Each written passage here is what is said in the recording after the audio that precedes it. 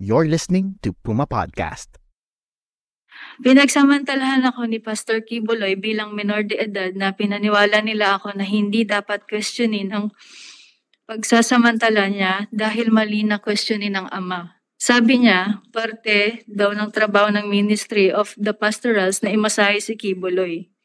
Sabi niya, special privilege daw ito dahil hindi naman daw lahat nahawakan at nakakalapit sa anak ng Diyos. Napaiyak ako habang nagmamakaawa sa nanay ko na balikan ako sa compound. Gusto ko nang umuwi at sabihin sa kanya ang mga totoong nangyayari. I'm Bella Perez Rubio, Puma Podcast, and you're listening to Teka Teka News. In January 2024, the Senate kicked off its investigation of allegations made against Pastor Apollo Kibuloy, the founder of the Kingdom of Jesus Christ Church and self-professed Son of God. The first to testify were 3 women who accused Kibuloy of sexual abuse. Here's what they said.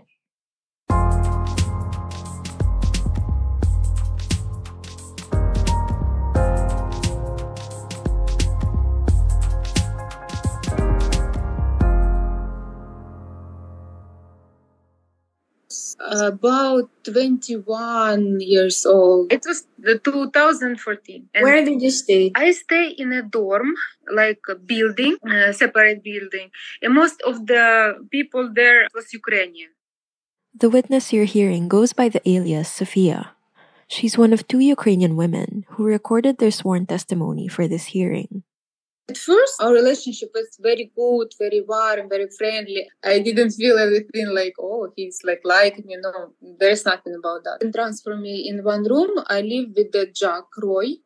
She's pastoral in one of the closest, she's very close to pastor. And I live with her in one room. Pastorals is the term used within the Kingdom of Jesus Christ Church to describe the women recruited to work as Kibuloy's personal assistants. They used to fellowship to me are you ready to sacrifice everything to God, to the Father, like pastor? Of course, I already sacrificed. I leave my job, I leave my school, I leave my friends and my parents. I already sacrificed a lot of, so what do you mean? I cannot understand because I already sacrificed and with the life that I choose and I live and I believe that this is God's way for me. So, and they were just even your body, you can sacrifice. When he see that there is no Ukrainian girls and I'm alone, so he start more and more to talk to me. I'm very innocent. I really nobody talked to me straightly, that this is what will happen. And I remember that time came. And Atejah came to me in the night and she said, I want you to massage pastor's feet before he sleep. Before we go any further, a warning. The rest of this testimony and the following testimonies alleging sexual abuse are upsetting and may be triggering for some. Please proceed carefully. When Atejah called me for night to massage him, I didn't think that this is what will happen, even though I was nervous. And she saw that I'm crying, but I'm still do what they want me to do. I take a bath, I put this pajama and I'm crying, I'm scaring, and it's night, and they put me, because I never stay in pastor alone in the night, in the dark, and I was nervous. It was big room. And before room, there is a little room. So Atejah lead me there, and she said, go in pastor's room. And I just stayed in this little room because I was scary and I was crying. And pastor was waiting for me till he realized that I'm not coming. And he by myself went out and pulled me in his room. And I was scary. And he said massage my feet here, and then little by little, and I was very nervous and it was dark. And suddenly he started to move my hands to put on his butt. He said, massage here. And I said, oh my God, okay. And I massaged. And after that, little by little, he just turned to me and he removed my clothes. And I even can, because I was very shocked. I was I cannot explain because I was nervous. This is what happened. He just removed my clothes and have sex with me. Women below the age of 18 years old, were they also being used sexually? Yeah, I didn't know about this for how many years till before I left Philippines. I heard from other, like, she's very close to Pastor. She grew up with him. She's a senior there, and she's pastoral. And I heard that, oh, you're crying because I always complain about this pastoral's ministry. And she said, oh, you're crying that you're pastoral. At least you're mature, but I become a pastoral in 12 years old. This is time when I was like shocked. The next day when I heard this, that become a pastoral and 12 years old, I start to fight with pastor and ask why. Is it normal? No, Sophia, there's nothing normal about it. This is child abuse. That's Senator Risa Ontiveros, chair of the Senate Panel on Women, the committee leading this investigation. Ngayon naman po, pakinggan natin si Elias Nina. I think it's like 2012 that I came. My mom and my siblings, they started to attend first the congregation here in Ukraine. They've been like trying to get me in also to the kingdom. What year did you go to Davao? I think it's 2012. Okay, and then can you tell me how you became a pastoral? I became pastoral maybe 5 or 6 months. I remember there was one day we had the preparation for there's ICD, International Children's Day. So I joined the dances, and I remember after it's late at night, somebody called me and they said that Pastor Kibaloy, he's waiting for you, he's calling. So I didn't think anything. And then when Pastor Kibaloy called me, he was asking me if I will become a pastoral. And he said that you must sacrifice everything, including your body. But I was very innocent to that. I did not understand. I thought it just sacrificed your body, that it's you will not be married like that. There was time that he was calling me at night again, and then he was trying to explain to me what is the meaning of that. You have to sacrifice your body. You have to have a sex with him. Not right away that I was okay with that. It's maybe 4 months more. Around what month did it start when he started? Maybe it's summer 2013, something like that. How long were you a pastoral, and how long were you being used by Pastor Kibaloy? If it's from 2013, and then I left 2021. So it's 8 years, I think. And during that whole period, you were being sexually used by Kibaloy? Yes. You also met the other pastorals, the other Ukrainian pastorals? Yes, all of us. You don't even think that others are like that also, because they're saying don't tell anybody. It's a very sacred ministry. Not everybody can be like that. It's not all the same. It's once or 2 times, and the other one they have to be every week. Night, it's called night duty. Okay. Like us, we've been there every week. We have to go. There's schedule for every girl that you have to be there. Every time I go there, I was praying that he will be just sleeping and not touching me. One time at night, he came to me to my room to have a sex, and I was crying. I said that I don't want, and he got mad at me. He said you're going to hell because of that.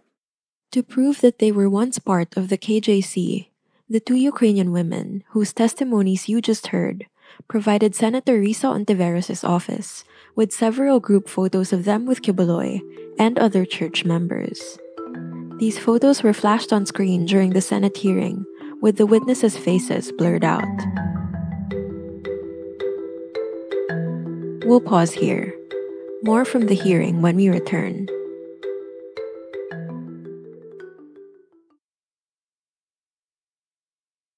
Pinagsamantalahan ako ni Pastor Kibuloy bilang menor de edad na pinaniwala nila ako na hindi dapat questionin ang pagsasamantala niya dahil mali na questionin ng ama. Namulat po ako sa KJC Ministry dahil sa aking ama na masugid na nakatutok sa palabas ni Kibuloy sa TV. That's the voice you heard at the top of this episode. She goes by the alias Amanda. 10 years old po ako nung naging full-fledged member ng KJC ang tatay ko sa aming city. Noong 2009, 12 years old na ako noon, sumisimba na kami sa KJC. Kasama ang kapatid kong babae na 10 years old naman, mula 2010 to 2011, naging aktibong member kami ng kapatid ko sa KJC. 2012 na binyagan o na-baptize na kami under KJC rights at mula noon, official members na kami. Dito na nagsimula yung pamamalimos kung kani-kanino, pangangaroling, pagbebenta ng OTAP at yung pagbibigay ng mga sobre para sa mag-solicit. Bata pa kami noon, kaya wala kaming magawa. Kundi sundin ang coordinator kaysa naman ipatawag sa KJC office, mapagalitan at mapapalo kami. Noong December 2012, nirecruit kami ni Marlon Rosete para mangaroling kasama ang group niya na ang tawag ay Psalms of David Orchestra. Sabi niya sa amin, kakanta kami sa harap ni Pastor Kibuloy sa bahay niya sa Quezon City. Doon yun sa KJC Compound, Mozart Street, Greenville Subdivision, Barangay Sauyo, Novaliches, Quezon City. First time namin ng kapatid ko na makilala noon si Kibuloy. Pero nung nakita niya kami ng kapatid ko, ang sabi niya, ito yung magkapatid, kasama pa ang aming apelyido. Noong January 2013, sinabihan kaming magkapatid ni KJC Minister Alain Balmes na naimbitahan daw kami ni Kibuloy na mag-attend at kumanta sa open field concert sa Davao City. Kaya nagpunta ako, ang kapatid ko at ang nanay ko at isa kong kapatid na lalaki sa Davao City, kung saan nakasama ulit namin si Kibuloy for the second time.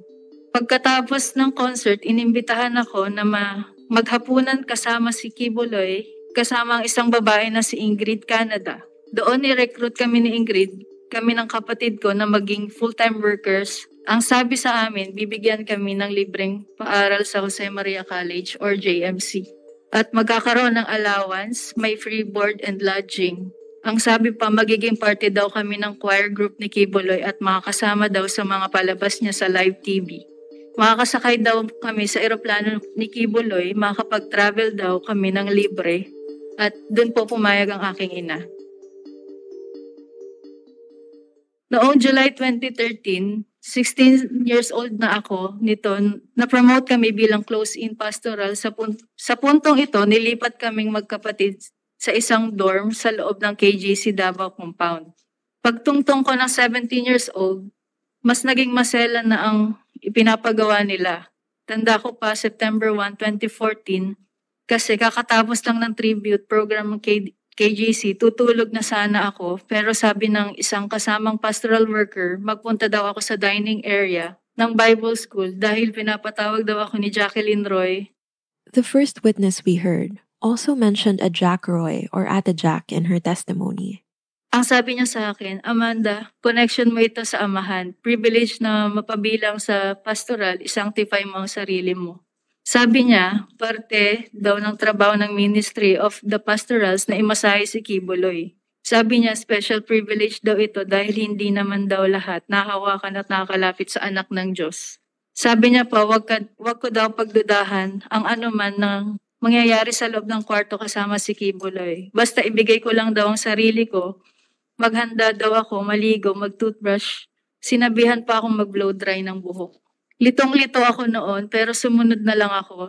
Bago ako maligo, pumunta si Jacqueline Roy sa kwarto ko at binigyan ako ng isang t-shirt na may botones at pajama pants. Isang bote ng shampoo na Palmolive Violet at lotion na pabango na Bath & Body Works brand. Ang specific scent ay Enchanted, na paborito daw ni Kibuloy. Hindi ko po talaga makakalimutan ng mga yan. Inakay niya ako sa may kama ni Kibuloy, nakita kong natutulog at naghihilik pa. Nung una, pinaupo muna ako ni Jacqueline Roy sa kama, malapit sa paa ni Kibuloy, natulog pa rin noon.